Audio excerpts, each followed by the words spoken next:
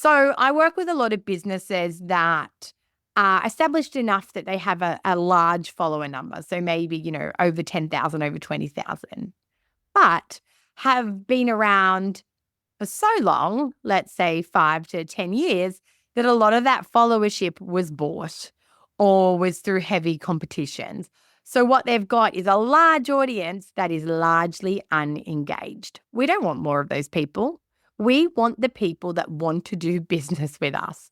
Other times is that you might not be getting the engagement and reach out of your current audience. So more people like your current audience may not be that ideal client that you want right now. Stop and don't spend another single cent on advertising until you listen to this. I'm Marianne Amies. This is Ready, Set, Paid Ads, digital marketing for paid ad success. Let's go. Welcome back to another episode of Ready, Paid Ads. I am here today as a little bit of a community announcement, a little bit of a warning that it is absolutely time to stop boosting your Instagram posts on your phone. Now, I always laugh when I talk to business owners or friends in business and they talk about boosting posts and there's this guilt factor. It's sort of like, I shouldn't say it in front of you, Marianne, but I do boost posts. Or you'll be so upset with me that I do boost posts. And I think for a long time, we have all felt that, boosting posts isn't the best thing to do. But with the accessibility and ease that it brings, it's something that we all do. It's a quick go-to when you want to get a better result from your organic that's going well, so you boost it. And partly today, I'm not going to talk just about why we don't like boosting, but I'm actually going to talk about why right now boosting posts is actually the worst thing that you can be doing. And it's the worst thing due to a sneaky little change that's rolled out. So a couple of months ago, and there is a reel on my Instagram account sometime in September, and I walk through this little green screen action for you there. Apple released an update where they were going to introduce a surcharge. So Apple wants a piece of the pie or a bite of the apple, if you like. And they figure if you're boosting an Instagram post on your Apple phone, well, Apple should get a little cut. Now, my big concern here, to be honest, is that Apple's little cut is not such a little cut. So you have a great post and you think to yourself, I'm going to boost it. So away you go and you press that blue button and you go through those prompts that come up about audience and about budget. And all of a sudden you click ready to boost. Now what you get is a final screen. And on that final screen, it asks you how much you want to spend on the boost, or it confirms what you want to spend as your ad budget. And in the green screen walkthrough I did $20. And I think when most people boost, they're boosting around that $20 or $50 mark for, a few days or a week or whatever it might be. So that lifetime budget is sitting around $20 to $50. So I popped in $20 and then I was slugged with a fee of $9.34 and a further fee of $3.12. So my $20 ads boost was going to cost me $34. And that extra $11, which is 50% of what I was spending, is not going to make my ad go any further. It's not going to get me any more reach, engagement, clicks, followers, whatever I was hoping for. It is purely going to Apple as a kickback for allowing me the privilege of boosting on the fly. So, as I said, community service announcement, I do not want you to boost from your phone anymore. Now, if you've noticed, I've said from your phone. I understand that Ads Manager can be extremely overwhelming. I understand that we are all time poor and we are often doing these things on the fly. So I have two solutions, one of which does involve Ads Manager, I must preface, but let's go. So if Ads Manager is still too overwhelming for you, what I want you to do from now on is boost from a computer or a laptop. And as I said, I know that for most of us, we're boosting on the go. Maybe it's late at night. We're on our phones. We're seeing that good post and we think, oh, I'll just do this boost while I'm on there. None of us need to be spending $11 or more. I'm not sure if that scales as you scale or if it's flat, but to have the privilege of boosting on our phone. So if you can jump in front of your computer or open up your laptop and click that boost button whilst on your computer. Then what I'm going to do now is I'm going to talk to you about the options that come up when you click boost and some things I want you to do or think about as you're boosting. So this is kind of like a guide to boosting, no longer on your phone, if you're not ready to delve into Ads Manager. So what I want you to do there is firstly, you're going to get questions about what do you want people to do when you see your ad? And the options we get are visit your profile, visit your website, and message you. So I want you to think very much about the outcome you're hoping for from this boost. If you're boosting this particular post to get sales, to get signups, to get leads, to get registrations, to get things downloaded, I do not want you to click visit your profile and I do not want you to click message you. When people visit your profile as an action from an ad, they're generally just going to get a bit more aware of you, or as a best case scenario, they're going to follow you. When you click message you, you're literally probably just going to field some strange questions. You might get some relevant stuff, but generally from that boosted post, they're not going to message you with a meaningful start conversation because they don't know you enough yet. So the reason I suggest to visit your website is that you can then edit and add a link. And this is where boosting a post can turn a post into now an engagement, a clickable, interactive piece of content. This is one of my favorite things that Ads does on Instagram. It gives us that ability to exit Instagram and go somewhere else. As we know, we can't put links in our captions. Lord knows some of you try. And that link in bio is another barrier. So I would be choosing visit your website if you fall into any of the other buckets I mentioned. If you are just boosting this post because you think it's a good one to get followers off, or you just want more eyeballs on your business and your profile, then absolutely use the visit your profile. But again, make sure that post was crafted to invite them to follow or connect or to tell them all the wonderful things about you, because we want to warm them up so when they get to our profile, they already are sold to in that following relationship. If your post is very dry or informative or there's no personality in it, just bringing them to your profile is probably not going to get them to convert to be a follower. So in that first block of questions that we get asked, I really want you to consider, do we want them off on a website doing something and creating a value exchange with you, or are we just looking for followers? The next kind of block of options we come to that's really important is who do you want to see your ad? So the first one is suggested audience. Now, suggested audience means that Facebook or Meta are going to go off and show this ad to anybody they think is right for you. So people similar to your followers. And at base level, that sounds great. It's like, yeah, people similar to my followers. I want more people like my followers. Except sometimes you don't. So I work with a lot of businesses that are established enough that they have a large follower number. So maybe, over 10,000, over 20,000, but have been around for so long, let's say 5 to 10 years, that a lot of that followership was bought or was through heavy competitions. So what they've got is a large audience that is largely unengaged. We don't want more of those people. We want the people that want to do business with us. Other times is that you might not be getting the engagement and reach out of your current audience. So more people like your current audience may not be that ideal client that you want right now. Maybe you've put your prices up. Maybe you've shifted your service offering. So I would always create my own. So there is an option that says create your own. And once you create it, you are actually able to save it and use it again, which is really handy as well. So when you create your own, you get to name it. you get offered an Advantage Plus audience now. And I've spoken about Advantage Plus in some of the other episodes. This is an AI driven meta product or solution. And again, an AI audience or an A plus audience means that Meta's going to make a lot of the decisions for you.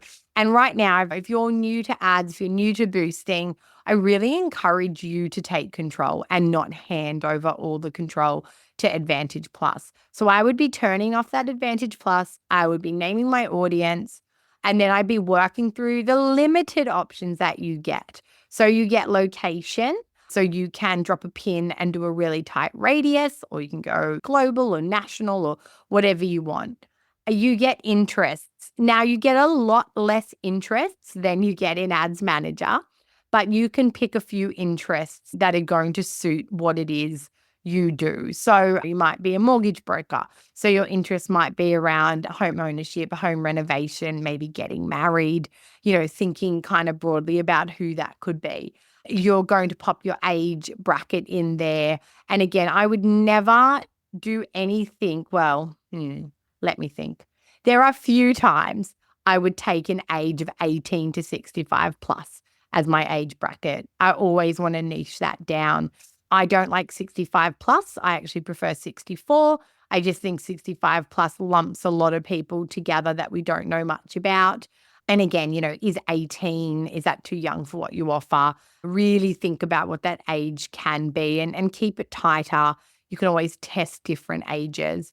You get your gender, and then you get the ability to save that audience down and use it again. So you can do different versions of that audience, but save them each time, because next time you come to your computer to boost, it saves you time that you already have an audience built with the exact things in mind. And, if you do find yourself boosting quite a lot, I think you can try Advantage Plus as a test down the track, but I wouldn't lead with it. I'd lead with what you know about your ideal client and who you want to do business with, and then try out some Advantage Plus where you let the platform do what it thinks is right for you as you go along. You then get to set a daily budget.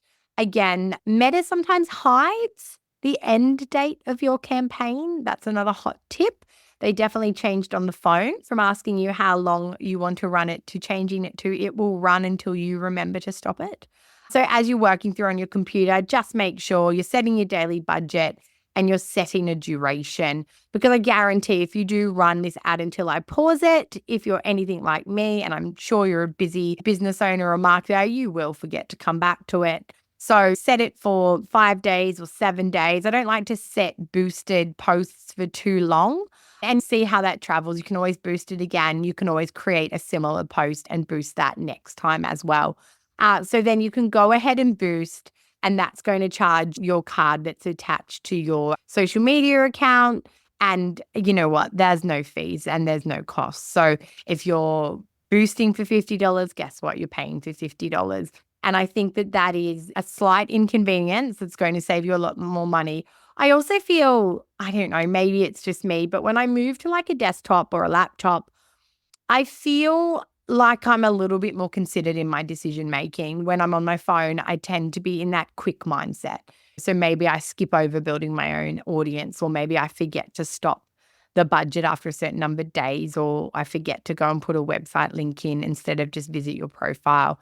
So that is a real step-by-step breakdown on how you can actually boost from your laptop or desktop and not come up against this awful little sneaky fee that's come out.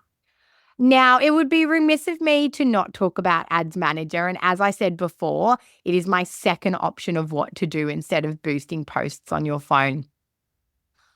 Every time I go into Ads Manager, I almost feel like it's different. So I think going into Ads Manager and feeling overwhelmed or feeling confused is not unique to you. It's not because you're not good at it. It's not because you don't understand it.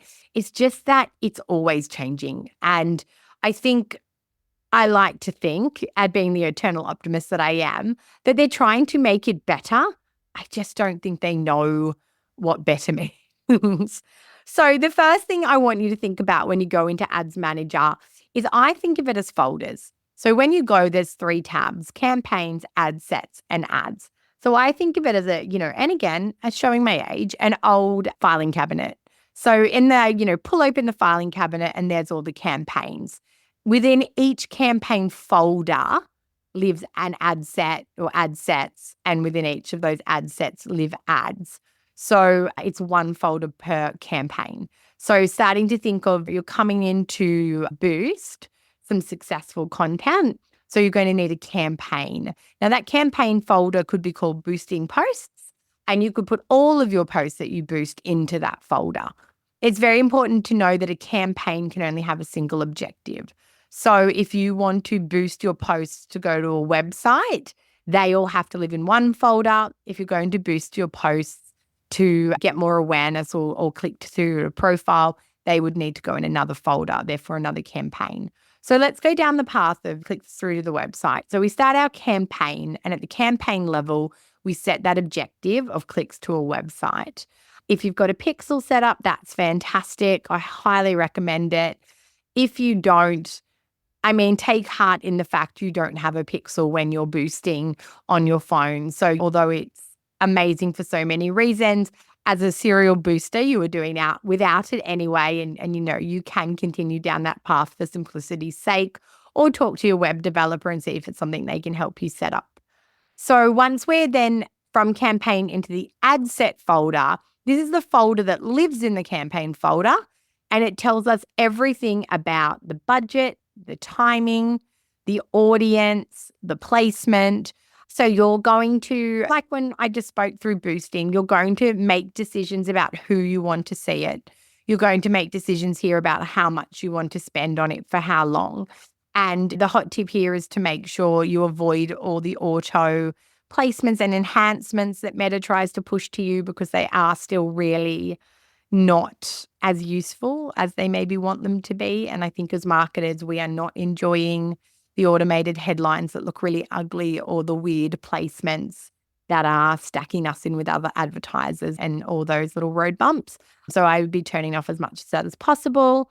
And then once we have an ad set, we get to the ad folder, which lives within the ad set. So when we get to the ad folder, that's everything creative, copy, links, tracking, and those sorts of things. So when we're boosting and we get to the ads, all we have to do is say, create ad from existing post. So that's a button. And once we click that, we can actually pull up our posts and select the one. So you can select it from all of your recently posted on Instagram or Facebook. You can choose to add a link if that was your objective, was to click out to it. And then you'll be able to see in the preview, your post has now become boosted. But in that ad set stage, you've got to make a lot more decisions. You've got the opportunity to make a lot more decisions. So you might turn off video placements, or you might turn off stories placements. You might go a lot deeper with your audience builds and add in some lookalikes or add in some custom data.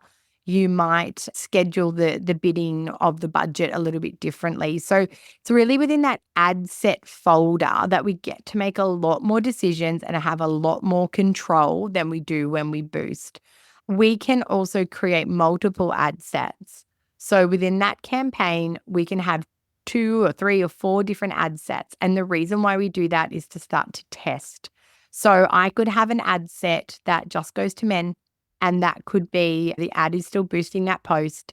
And then I have another ad set that just goes to women, and the ad itself is still boosting that same post. But now in my campaign manager, I can see how I perform to men versus women. And that can be anything. That can be about placements. You could have one ad set that just goes to stories and one that just goes to reels. Or you might have ad sets that go to interests and another ad set that goes to custom audiences. So things about people you're already connected with. So there's lots of things you can test. And depending on your confidence and your appetite and where you are in your ads management journey, this is where you can start to learn a lot more about what your audience wants. The other thing is you can also test ads. So within each ad set, you can have multiple ads. So you could boost, but you could also create a new version using maybe the same graphics and a slightly different caption, or the same caption and different graphics, and start to test Was that organic post really the best formula, or is there a better formula that's same, but different and can generate a different result for you? I will come back to doing a podcast episode on testing, but I can just tell you when we test, that's where we can sometimes halve the cost per click.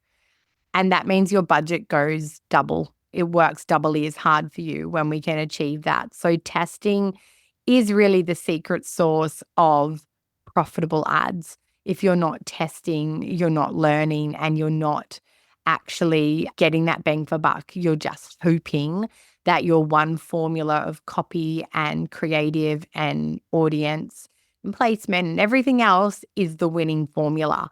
And you're judging its performance on whether it does good or bad, but without a relevant versus what, it's really hard to know if that has performed the best for you that it possibly could. So I want you to say no to easy boosting at night on your phone. I want you at the very, very minimum to grab a laptop or a desktop and boost from your logged in Instagram profile. It is easier than you think. It's very similar to what is on the phone without the nasty feeds, but I feel like also with a more considered approach. And if you're really wanting to dip your toe in the water, I highly recommend diving into Ads Manager. I do teach online Ads Manager classes or introduction to meta ads classes. And if that's something that interests you, you can look that up on the digitalupgrade.com.au or reach out to me via Instagram or LinkedIn or wherever I am and ask me for more details. So we have just pushed our face-to-face classes that I've been teaching for years now to online as well. So, there's a real opportunity for you to navigate the Ads Manager platform with me and learn how to start to test and optimize your campaigns. So I hope that's been helpful for you today. I hope that I save you tons of money and bring you lots more ad success. And I really do look forward to speaking to you again soon.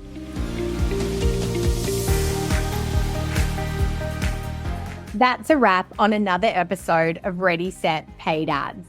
If you're looking for done-for-you services, training to upskill you in ads management, or free and paid resources to help you plan and execute better ads, head to wiseupmarketing.com.au. If you've loved this episode, be sure to subscribe for future episodes. And if you know someone that would love this podcast too, go on and share it.